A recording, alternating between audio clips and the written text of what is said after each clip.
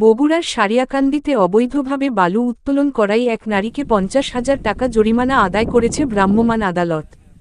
অভিযানে বালু পরিবহনের সাথে জড়িত একটি ট্রাক্টর জব্দ করা হয়। সোমবার দুপুরে উপজেলার হাটশেরপুর ইউনিয়নে বাংলাদেশ সেনাবাহিনীর সহযোগিতায় অভিযান পরিচালনা করেন উপজেলা নির্বাহী অফিসার ও নির্বাহী ম্যাজিস্ট্রেট শাহরিয়ার রহমান। জানা যায়, তহিদুল ইসলাম এবং তার স্ত্রী সেতু আক্তার উপজেলার হাটশেরপুর ইউনিয়নের হাসনাপাড়া স্পার এবং নিজবলাইন স্পার থেকে কয়েক মাস ধরেই অবৈধভাবে চরকেটে বিট বালু উপজেলার বিভিন্ন এলাকায় বিক্রি করছিল। এতে স্পারগুলো নদীভাঙনের হুমকিতে রয়েছে এবং বালু বিক্রির ট্রাক্টর চলাচলে স্পারের সংযোগ সড়কগুলো ক্ষতিগ্রস্ত হয়েছে। সেনা ক্যাম্পের পক্ষ থেকে তারা অভিযান পরিচালনা করে। তো এখানে একটি অবৈধভাবে বালি উত্তোলনের একটি ঘটনা তারা নাতে নাতে আসামি সহ তারা এখানে ধরেছে।